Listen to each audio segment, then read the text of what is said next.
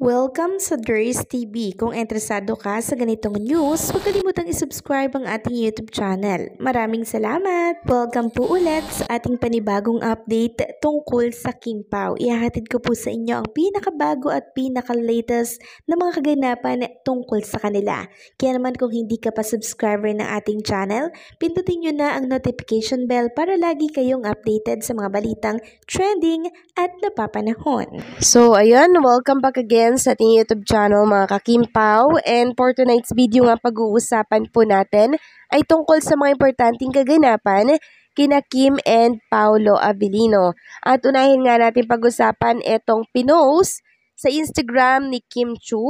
So makikita nga dito mga ka-Kim Pao na talaga namang nagko-copy pa si Chinita Princess habang siya po ay inaayusan dito po sa location ng kanyang shoot. Biruin nyo yun, 3 AM ata mga ka-Kim Pao ay nasa biyahe na po si Kim. Grabe din yung tulog niya, parang wala pa atang 5 hours yung tulog niya. Biyahe na agad sila papunta po ditong Batangas para po yan sa TBC shoot nitong si Chinita Princess. So ayan po, sabi dito 6 AM things today. Grabe naman yung call time ni Chinita Princess, ang aga-aga. Kaya pala maaga din po na umalis ng Manila para po dito sa kanyang TV commercial shoot. Talagang si Kim wala pong pagod-pagod sa kanya, Basta may offer, basta may kailangang trabahuhin, talagang tatapusin niya yan kahit kulang po yung kanyang tulog. Samantalang next topic naman tayo mga ka-Kim Pao. Tungkol naman ito sa best gown kagabi for ABS-CBN Ball. So, meron ako nabasa dito na pang top 10 lang daw po si Kimi sa best dress. So, nabasa ko yan dito po kay Mench Roach. Credit sa'yo, Sabi niya sa post, sa ibang post at review, pang top 10 lang si Kimi. Sa best dress, iba-iba talaga tayo ng matahuy. Kahit nasa top, iwit pa si Kimi, pero kaming mga Kimmers at Kim Pao fans, syempre top 1 si Kimi namin. Sabi pa dito, aanhin mo ang top 1 ka nga, wala ka namang Paolo Abilino sa tabi mo, huy, charot. So, hinanap ko kung pang ilan nga po si Chinita Princess sa best yung gown.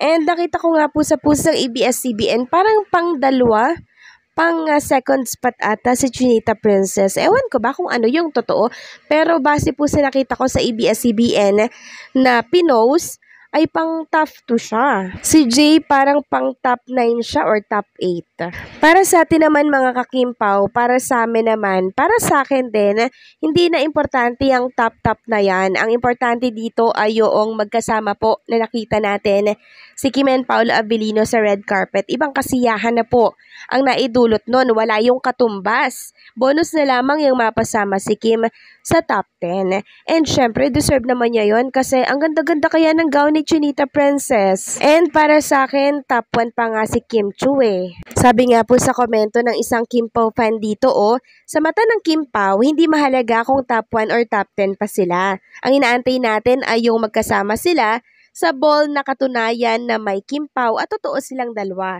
At yan ay napatunayan natin dito sa pagsasama nila sa ball ng ABS-CBN at yon ang mahalaga.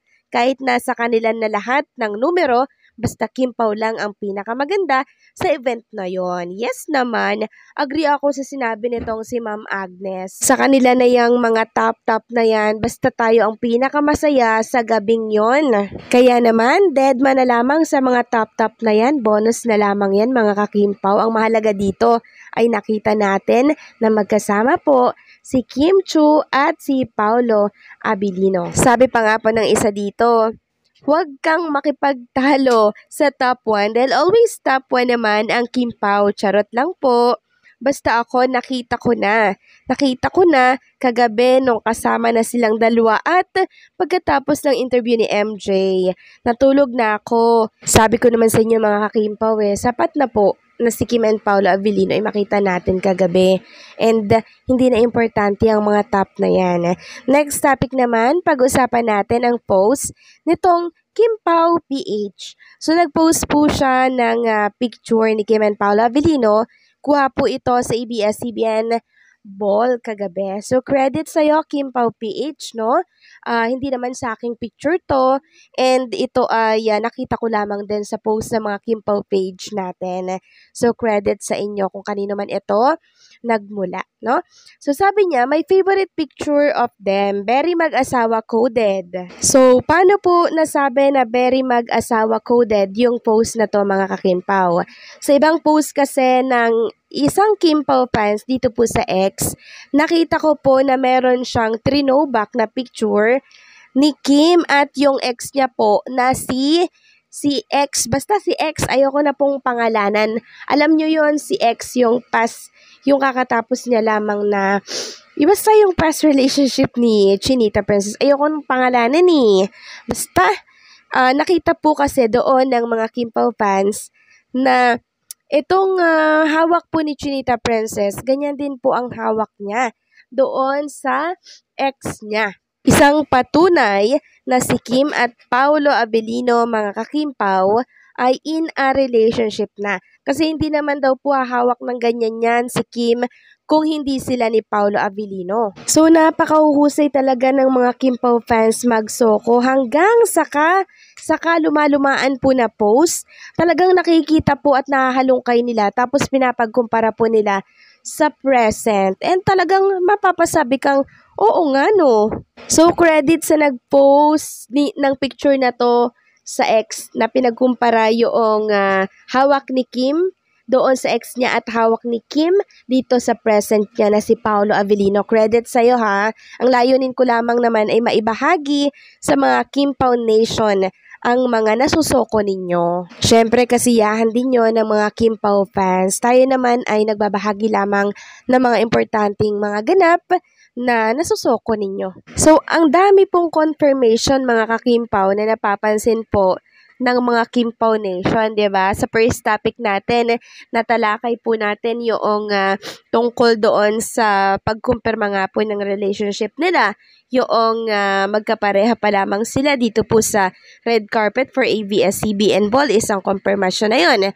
Then, ang pangalawa, itong hawak po ni Kim Chiu kay Paolo Abilino na very mag-josawa coded, very mag-relationship coded. Ayan po mga kakimpaw, oh. So, ang dami po, no? Action speaks louder than words, ika nga po nila. Hindi man po nila yan kumpirmahin sa salita nila, pero hindi kasi nagsisinungaling yung mga galaw. Kaya naman, igalang or erespeto na lang po sana ng iba kung anong meron kay Kim and Paolo Abilino. Kasi ang gusto po talaga nila mga Kim-Pao ay yung tinatawag na privacy. Pag meron ka kasing sekretong relationship, syempre, privacy ang iniingatan nila dyan. Kaya naman, respetado natin yan.